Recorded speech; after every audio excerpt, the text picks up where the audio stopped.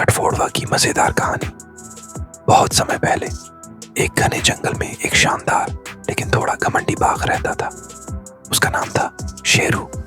शेरू जंगल का राजा था और उसकी दहाड़ से सारे जानवर कांप उठते थे।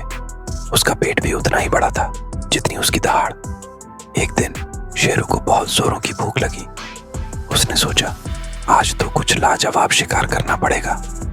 जल्दी ही उसने एक मोटा ताजा हिरण पकड़ लिया और बड़े चाव से उसे खाने बैठ गया। लेकिन अरे रे रे, जैसे ही उसने बड़े बड़े कौर लिए, अचानक एक हड्डी उसकी गले में फंस गई। शेरू ने खांसने की कोशिश की, उछल कूद मचाई, लेकिन वो हड्डी थी कि ठस से मस न हुई। गले में दर्द और भूख से बाघ का बुरा हाल हो गया। कई दिन बीत गए, शेरू न खा सका न पी सका। अब तो वो इतना कमजोर हो गया कि चलते चलते धम्म से जमीन पर गिर पड़ा। उसका मुंह खुला था और वो बेचारा दर्द से कराह रहा था। तभी एक छोटा सा चटपटा कठफोड़वा जिसका नाम था चिंटू वहां से उड़ता हुआ आया। चिंटू ने शेरू को यूं लेटे देखा तो हैरान हो गया। अरे शेरू भाई, ये क्या हाल बना रखा है? मुंह खोलकर क्यों लेटे हो? कोई डांस मूव सीख रहे हो क्या? चिंटू ने मजाक में पूछा। शेरू ने दुखी स्वर में कहा, हाय चिंटू, मजाक मत उड़ा। मेरे गले में हड्डी फंस गई है। न खा पा रहा हूं न पी पा रहा हूं। लगता है आज जंगल का राजा अलविदा कह देगा।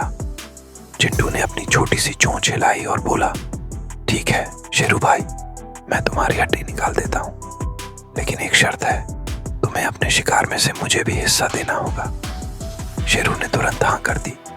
हाँ, जो मांगोगे वो दूंगा, बस इस हड्डी से छुटकारा दिला दो। चिंटू ने हिम्मत जुटाई, शेरू के बड़े से मुंह में घुस गया और अपनी तेज चोंच से चटाक चटाक हड्डी निकाल दी। शेरू ने एक लंबी सांस ली और बोला, हाय चिंटू, तू तो जंगल का जादूगर है। अगले दिन शेरू फिर से जोश में था। उसने एक और शिकार पकड़ा और मजे से खाने बैठ गया। चिंटू उड़ता हुआ आया और बोला, अरे शेरू भाई, मेरा हिस्सा कहाँ है? वादा याद है ना? लेकिन शेरू तो शेरू, उसने अपनी पूंछ हिलाई और हंसते हुए कहा, अरे चिंटू, तू तो छोटा सा परिंदा है। मैंने तुझे अपने मुंह से जिंदा निकलने दिया, ये क्या कम है? अब जा, उड़ता रहा। चिंटू का पारा 7वें आसमान पर चढ़ गया। उसने अपनी चोंच तेज की और पटाख से शेरू की एक आंख पर जोरदार चोट मारी। शेरू दर्द से चिल्लाया, अरे ये क्या कर दिया तूने? चिंटू ने चहचहाते हुए कहा, शेरू भाई, शुक्र कर कि मैंने तुम्हारी दूसरी आंख नहीं फोड़ी। वादा तो वादा होता है, चाहे राजा हो या रंग। अब अगली बार हिस्सा देना न भूलना।